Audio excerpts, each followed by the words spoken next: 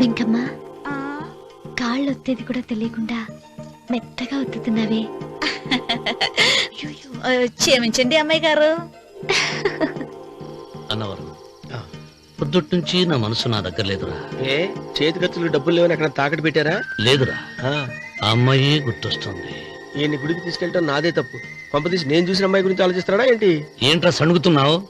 సణుగుడు కాదు చిన్నబాబు గారు, ఆవిడ గురించే ఆలోచిస్తున్నా. ఆవిడ గొంతు, ఆ కళ్ళు, ఆవిడ కట్టుకున్న చీర, ఆవిడ పెట్టుకున్న నగలు.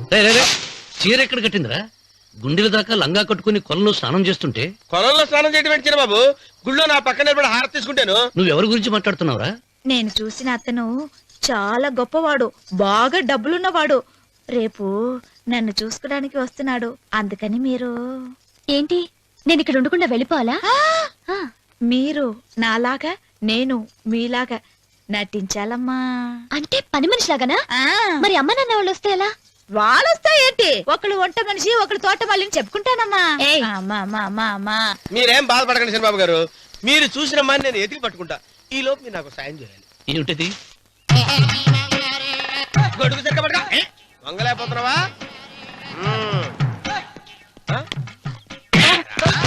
పనిచేసే పద్ధతి ఎవడరా నువ్వు? నిలబడ్డావు నేను ఎవడో చెప్పు. ఓ చిన్నమ్మ గారిని చూడడానికి వచ్చారు. మీ కాబోయే అయ్యగారు. దండాలు బాబు, వెళ్ళండి. నువ్వురా. పెద్దయ్య గారు అమ్మగారు లేకుండా ఈ చూసుకోవడాలేంటో.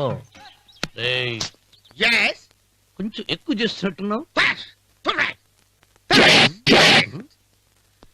ఎవరిని ఎక్కడ ఉంచాలో అక్కడే ఉంచాలి. వీడు కొంచెం చదివిచ్చాను, నెత్తిరెక్కుతున్నాడు. వీడి సంగతి తరువాత.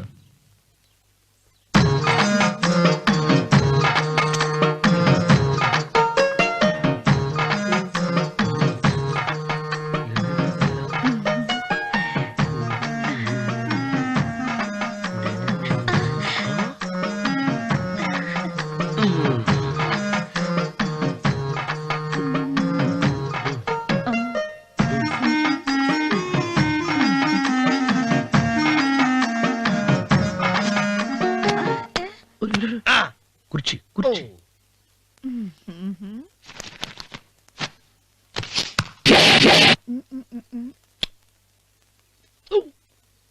అరుకు వస్తున్నాను అమ్మాయి గారు.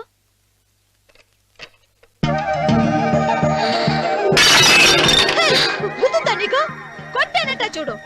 క్షమించండి, వేరే కాపీ తెప్పిస్తాను. వద్దు. కూర్చో. ఏంటా ఈ అమ్మాయి చూస్తే నోరూరుతుంది. ఊరాల్సింది నీకు కాదు బాబు, నాకు. వెన్నపొడి పడవద్దు. ఒరే, చాలా ఎక్కువగా మాట్లాడుతున్నా. నాకు నోరూరుతుంది. కుర్చీలో కూర్చుంది. ఆ పిల్లని చూసి కాదు, కింద కూర్చుంది పని పిల్ల. దాన్ని చూసి.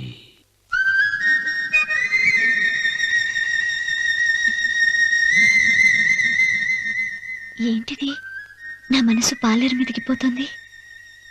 ఏంటో. అయ్యగారిని ఏమైనా ప్రశ్నలు అడగండి అమ్మగారు. నేనా? పొద్దున్నే టిఫిన్ ఏం తీసుకుంటారు అని అమ్మగారు అడగమంటున్నారు. టిఫినియా? టిఫిన్ ఎవడు పెడతాడు? మొక్క పొద్దున సతికుడు లాగించేస్తాం. ఏంటి అలా అరిచారు? చచ్చిపోయిన మా అమ్మా నాన్న గుర్తొచ్చినప్పుడు అని అలుస్తా. అలాగా? మరి సర్ది కూడా అంటున్నారేంటి?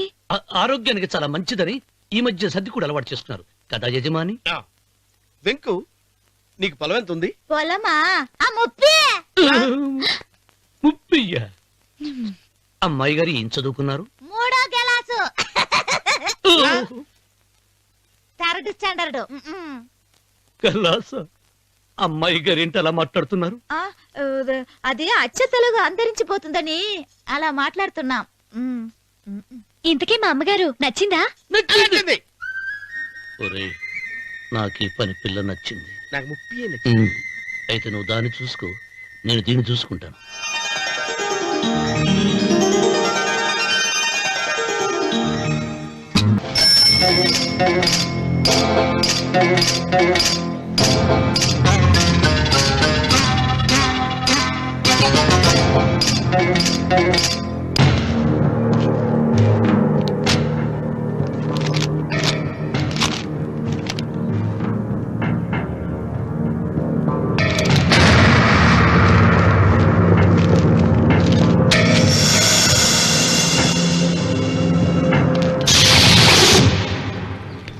రామన్న చౌదరి, ఎంత దమ్ము నీకు? నాకు కాగితం పంపుతావా? విన్నావా తొడదెబ్బ? దడదడలాడాల్సిందే. ఆకు తిప్పడం నీకు అలవాటు కదా. ఆకు తిప్పితే తిరిగేది ఆకు కాదు, నీ చరిత్ర. నేను సుబ్బారాయుని కాదు, పహిల్వాన్ పాపారావుని.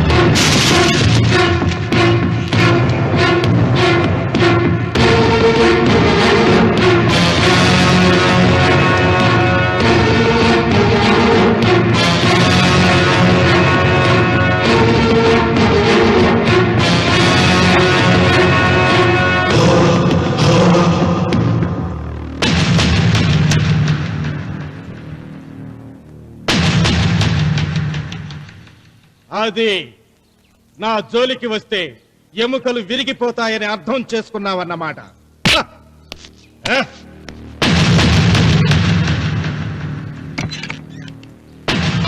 మొట్టమొదటిసారి అయ్యగారు భయపడినట్టున్నారు. రాముడు తను ఓడిపోయానని ఒప్పుకుంటున్నాడా ఏమిటి?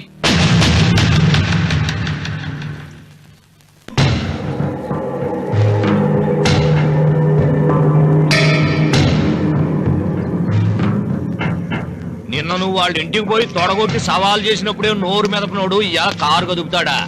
రాడన్నా నమ్మకం. వస్తే బాగుండు. నా కండలకి యమ దురదగా ఉంది. రామన్న చౌదరి బాడీ మీద అరగ తీసుకోవాలని ఉంది.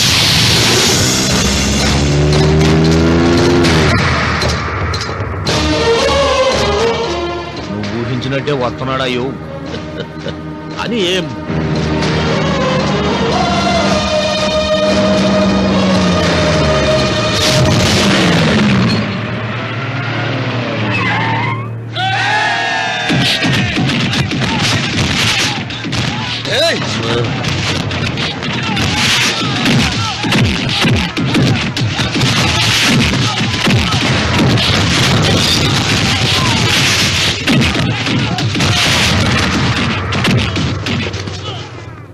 రామన్న చౌదరి, నా కుర్రాళ్ళు ఒక్కొక్కడు ఒక్కొక్క ఆంజనేయుడు లాంటి వాడు. చూసావా నీ వాళ్ళని ఎలా చెడుగుడు ఆడించానో? రావద్దని చెప్పినా వచ్చినందుకు నీకు శిక్ష పడాలిగా. వచ్చి నా కాళ్ళు పట్టుకుని తప్పైందని అడుక్కోవాలి.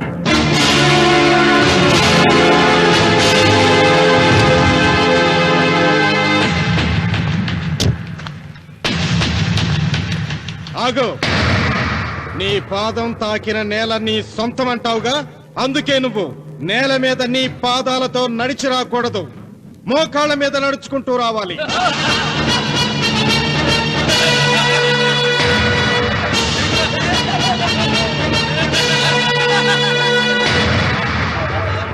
కానీ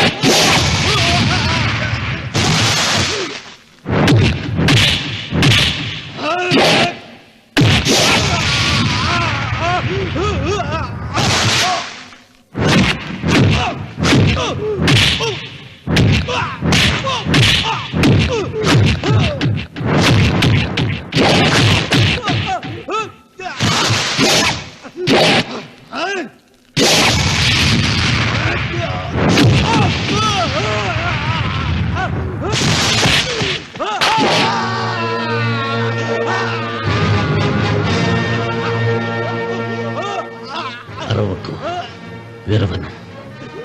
ఈ చెయ్యి నాకు కావాలి. దస్తావేజుల మీద సంతకం పెట్టాలి కదా.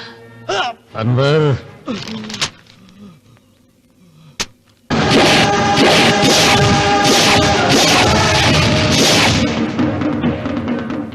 గుర్రానికి కాళ్లల్లో బలం, సింహానికి నోట్లో బలం, గరుడు పక్షికి కంట్లో బలం. ఈ రాయలసీమ రామన్న చౌదరికి ఒళ్ళంతా బలమేరా. రామన్న చౌదరిరా.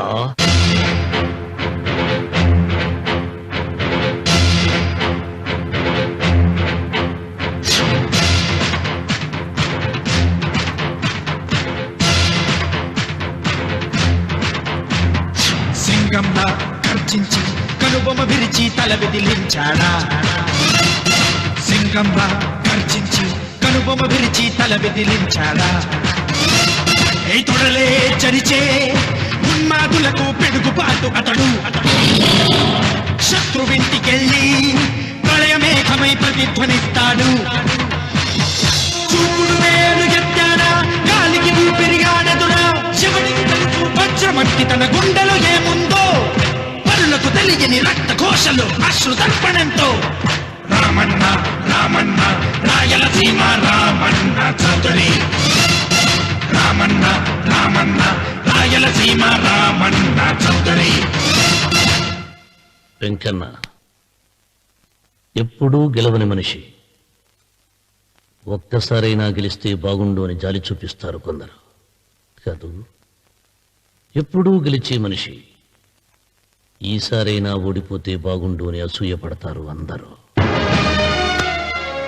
ఈ రామన్న చౌదరికి ఎన్నడూ ఓటమి లేదు, రాదు.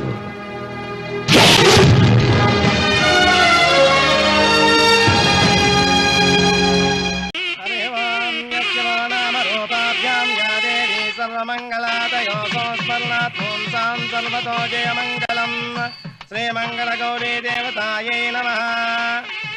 అమ్మా, తమ రెండో కోడను కూడా తీసుకొచ్చి కూర్చోబెట్టండి.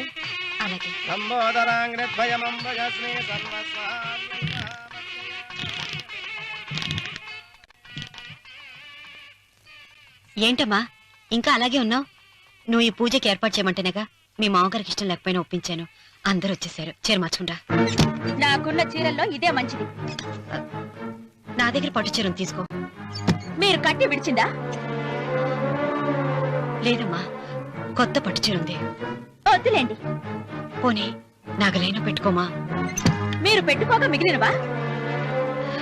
కాదమ్మా, నా దగ్గర 7 వారాల నగలున్నాయి. దేవుళ్ళకు కావాల్సింది చీరలు నగలు కాదు, భక్తి. వస్తున్నాను, పదండి.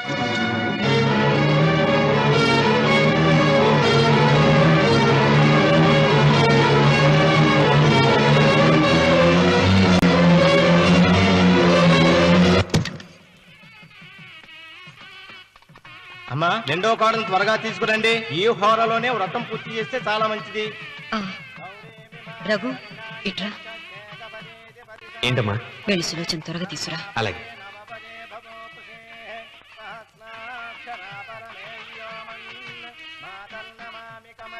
ఏమంది? రానుందమ్మా. ఎందుకని? ఎందుకని ఇంతమందిని అడుగుతున్నారా? ఈ వ్రతం పెట్టింది ఎందుకు? నా పెద్ద కోడలు కోటీశ్వరరాలు, అందుకే 25,000 రూపాయల పట్టు చీర కట్టుకుని 10 లక్షల రూపాయల బంగారం ఒంటి మీద వేసుకుందని గొప్పగా చూపించి, నా రెండో కోడలు ఏమీ లేదన్న నమ్మకాన్ని కదా. మాట్లాడక. అమ్మా, నీ కొత్త పట్టు చీర నగలు తనకివ్వమ్మా. ఇస్తానన్నాను రా, తానే వద్దండి. అయ్యో అయ్యో అయ్యో, ఎంత అబద్ధం! ఇస్తానన్నారా? మీరు ఇస్తానన్నారా? చూసారా ఎంత అబద్ధం ఆడుతున్నారు. నీ మొహానికి ఈ నేత చీర వస్తున్నారు చాలే అనలేదు. నాగసులోచన, మీరు అలా అన్నారని ఈ ఇంటి మూలంగా చచ్చిపోయిన మా నాన్న మీద ఒట్టేసి చెప్తున్నారు. మీరు మీ ఆయన మీద ఒట్టేసి చెప్పండి. నేను మా ఆయన మీద ఒట్టేసి చెప్తున్నా. ముత్తైదువులను పిలిపించింది పసుపు కుంకుమలు గాజులు ఇచ్చి పంపటానికి గాని, ఈ ఇంటి 4 గోడల మధ్య జరిగిన దానికి సాక్ష్యాలు రుజువులు ఇప్పించి పంపటానికి కాదు. నాగసులోచన, ఈ ఇంటికి 2 సింహద్వారాలున్నాయి. దేవుడిని ప్రేమించే వాళ్లకు ఒక గుమ్మం, దేవుడిని ద్వేషించే వాళ్లకు 2వ గుమ్మం. నీ ఇష్టం వచ్చిన గుమ్మం వైపు నువ్వు వెళ్ళవచ్చు.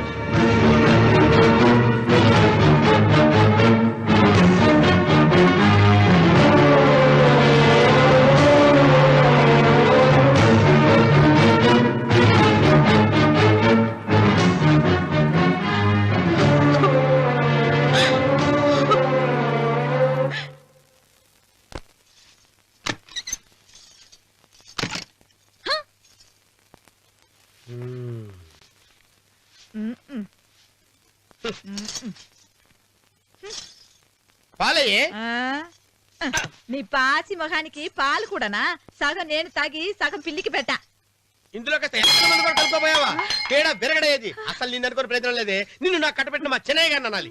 నేను కూడా మా చిన్నమ్మ గారు బలవంతం చేస్తేనే నిన్నే చేసుకున్నాడు రా సచ్చినోడా. అయ్యో ఎంత పోసు కొట్టావయ్యా. 100 ఎకరాలు ఎగసాయ అన్నావు.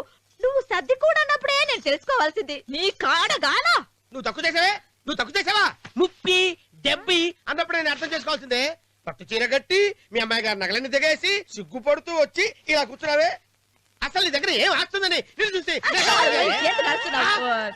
అమ్మో అన్నవరం తగ్గు తగ్గు అన్నవరం తగ్గు తగ్గు.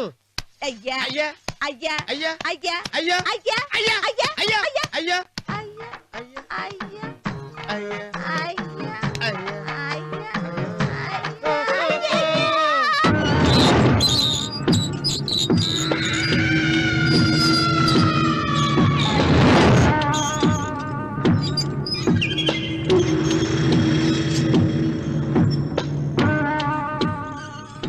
ఏమండి అటు చూడండి.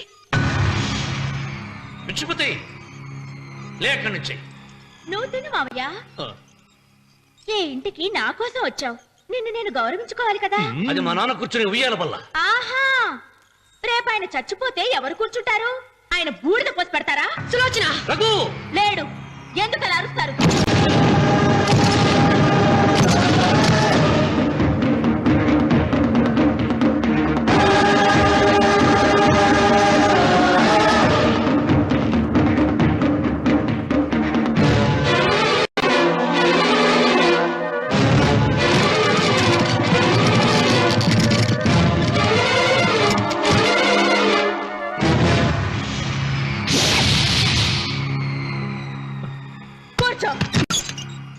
నువ్వు ఈ ఉయ్యాల బల్ల మించి లేచావంటే నన్ను చప్పుకు తిన్నట్టే. అన్వర్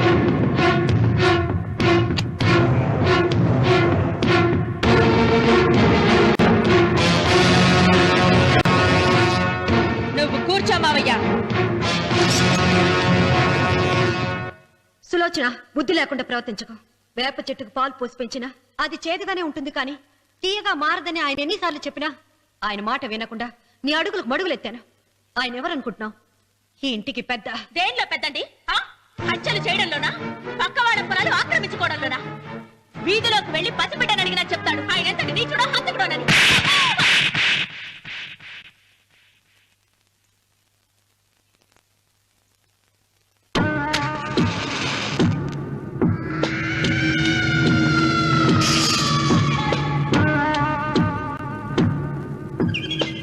అమ్మా నువ్వెన్నైనా చెప్పు, నా భార్య మీద చేయి చేసుకోవడం నేను సహించలేను. రఘు, అన్నయ్య నీ భార్య మీద చేయి చేసుకోవడం తప్పే, కానీ దానికోసం వాటాలు పంచమని చెప్పడం న్యాయం కాదురా. నాన్న అన్నయ్యని కూడా తన వాటా తీసుకుని వెళ్ళిపోమంటున్నారు. కావాలంటే నేను నీ భార్య కాళ్ళు పట్టుకుని క్షమాపణ చెప్తాను రా. అమ్మమ్మమ్మమ్మమ్మమ్మమ్మమ్మమ్మ, నేను 100 సార్లు మీ కాళ్ళు పట్టుకుంటాను.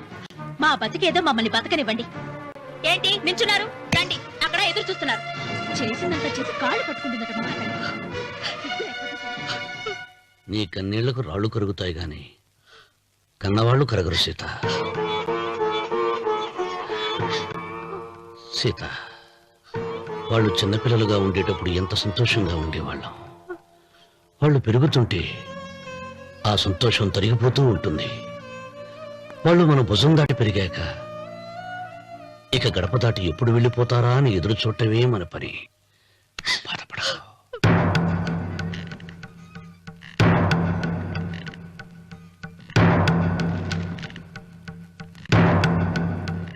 ఇదేంటి లాయర్ గారు, ఆస్తి మాత్రమే 3 వాటాలుగా రాశారేంటి? అమ్మ నగలో నాకు వాటా ఉందిగా. ఆ నగల గురించి కూడా దీంట్లో రాయండి.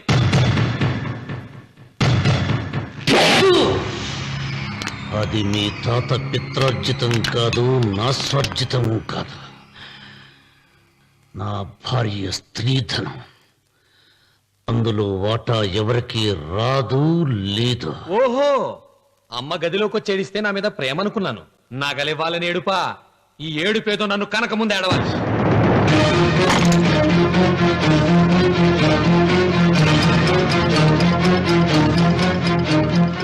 ఏయ్, మీ అమ్మను ఎంత మాట అన్నావురా?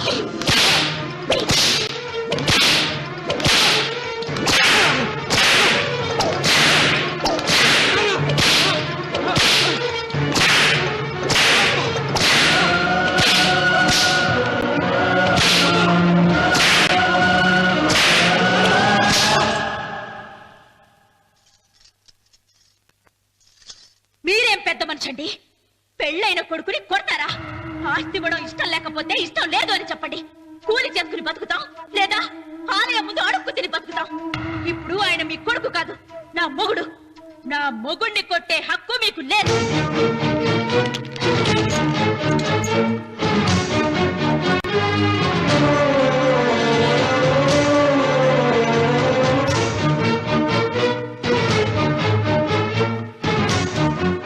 రఘు, నీకు కావాల్సింది ఈ నగలేగా తీసుకొచ్చాను, తీసుకోరా. వద్దమ్మా, వద్దు. కాదన్నయ్య. వద్దమ్మా, నా మాట విను. ఒక తల్లి కడుపున పుట్టకపోయినా నన్ను అన్నయ్య అని పిలిచావు. నా ఇల్లు నీకు పుట్టిల్లమ్మా. ఆడపడుచు బతికుండగా పుట్టిన నగలు పంచడం శుభం కాదమ్మా, శుభం కాదు. రే రఘు, ఆ నగలి బదులుగా నా పొలం, నా ఇంట్లో ఉన్న బంగారంతో నీకు ఇచ్చేస్తాను, తీసుకెళ్ళిపోరా. అలాగే లాయర్ గారు, అవి కూడా రాయండి.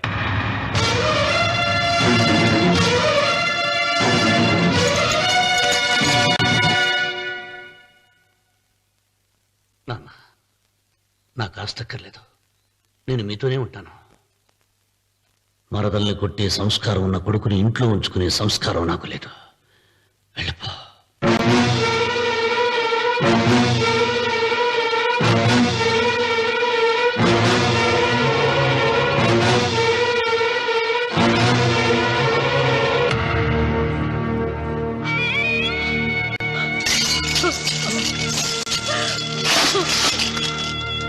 సీతమ్మ, అమ్మ సీతమ్మ, సీతమ్మ. ఒరే రావుడు, నాకేదో భయంగా ఉందిరా. ఆ దేవుడి శాపం తగిలింది, లేకపోతే నీ కుటుంబం ఇలా ముక్కైపోవడం ఏంటి? నా మాట విను, వెళ్ళు. ఆ శివలింగాన్ని తిరిగి తీసుకొచ్చి యథాస్థానంలో ప్రతిష్ఠిస్తారా.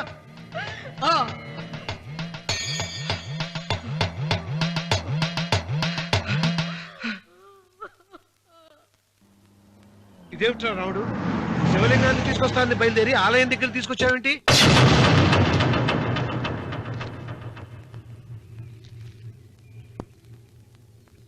ఎలారా ఈ ఆలయాన్ని పడగొట్టాలి? ఎప్పుడురా ఆ సంబశివరావు పొలం నా సొంతం అవుతుంది? వెంకన్న, నా పట్టుదల కోసం నేను ధరించిన ఈ నల్ల చొక్కా ఎప్పుడురా మార్చేది? ప్రతీకారం కోసం ప్రమాణం చేసి వేసుకున్న నా తండ్రి మొలతాడు ఎప్పుడురా నా మెడ నుంచి ఊడిపడుతుంది? వెంకన్న, చెప్పరా, ఆ ఆలయాన్ని పడగొట్టి ఉపాయం చెప్పు. ఇంత జరిగినా కూడా నీ అహంకారం తగలేదురా? నారు పొయ్యకుండా నీరు పెట్టకుండా ఈ ప్రపంచంలో పెరిగేది ఒక్కటే, అహంకారం. అది నా సొంతం.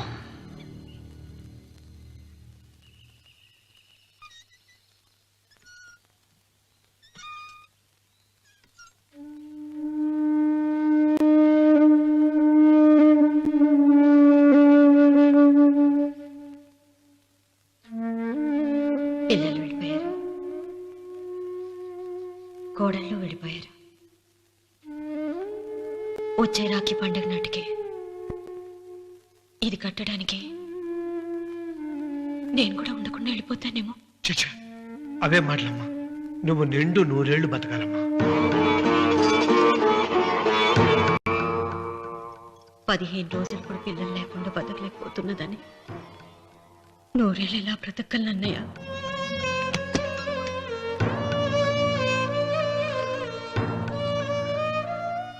వీటి కోసమేగా మా పిల్లలు ఇద్దరిని ఇంట్లోంచి వెళ్ళగొట్టారు. నేను చనిపోయాక మా ఇద్దరు కోడలికి సమానంగా పంచిపెట్టమని చెప్పు. ఇప్పుడు ఎందుకమ్మా అదంతా? అసలే నీ ఆరోగ్యం బాగలేదు. నన్నెప్పుడు నిండు ముత్తేదిగా చూడాలనేది ఆయన కోరిక. పోయే ముందు ఒక్కసారి నిండుగా అలంకరించుకోవాలని ఉందన్నయ్య.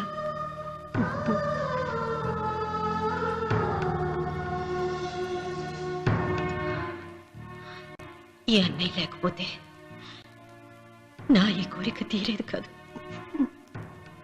నీ చేతులతో అలంకరించన్నయ్య.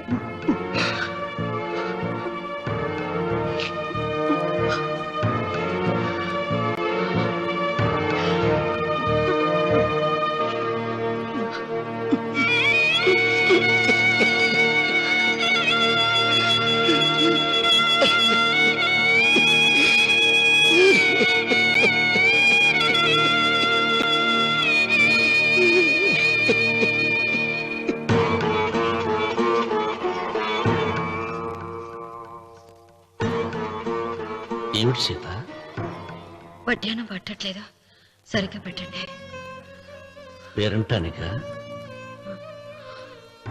అర్థం ముందు అలంకరించుకుని కూర్చోవడం కంటే ఆడదానికి వేరే పేరంటే ఉంటుంది చెప్పండి. ఏమండి, మీరు ఉత్తమ జాతి స్త్రీ రెండో కోరిక కోరదు అన్నారు. అందుకే మిమ్మల్ని అడగలేకపోయాను. కానీ చనిపోయే ముందు నీ ఆఖరి కోరిక ఏమిటి అని అడుగుతారు. నా ఆఖరి కోరిక ఆ శివలింగాన్ని తీసుకొచ్చి ఇంటి ముందు ప్రతిష్ఠించండి. సీత, పళ్ళు గట్టిగా ఉంటాయని, నాలుక మెత్తగా ఉంటుందని మనం పళ్ళకే ఎక్కువ విలువనిస్తాం. వయసు పైన పడుతుంటే ఒక్కొక్క పన్ను రాలిపోతుంది. వయసు పెరుగుతున్న కొద్దీ ఒక్కొక్క బిడ్డ దూరం అయిపోతాడు. కానీ నాలుక మాత్రం భర్తకు భార్య లాంటిది, భార్యకు భర్త లాంటిది. బ్రతికినంతకాలం తోడుగా ఉంటుంది.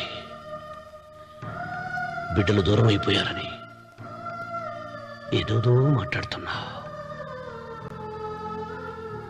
సీత, నా మీద కోపం వచ్చిందా?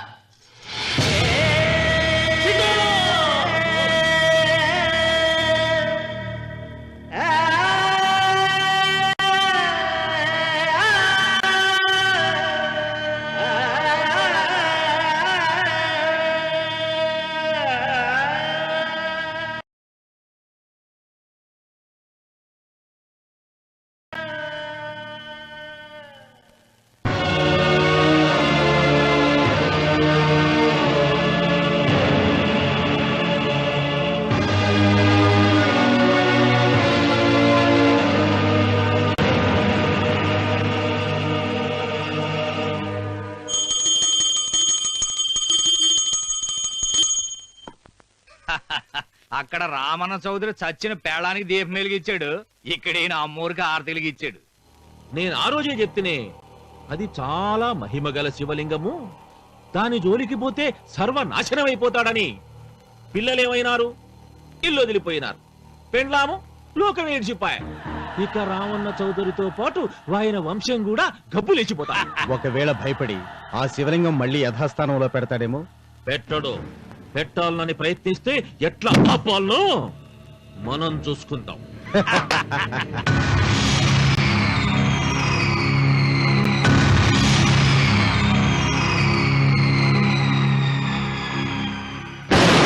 ఆలయాన్ని పడగొట్టించి ఆలయమే లేదు కాబట్టి ఇక పొలం ఎందుకని ప్రశ్నించి అప్పుడు నా స్వాధీనం చేసుకుంటాను.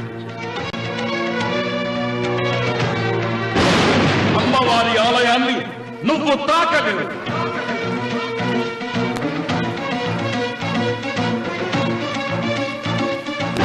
ఆలయాన్ని పడగొట్టలేదండి.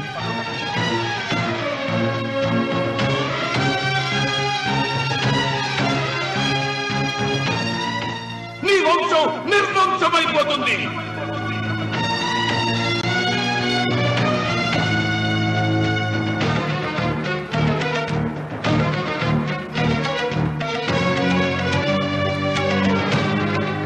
ఆ శివలింగాన్ని తీసుకొచ్చి ఇంటి ముందు ప్రతిష్ఠించండి.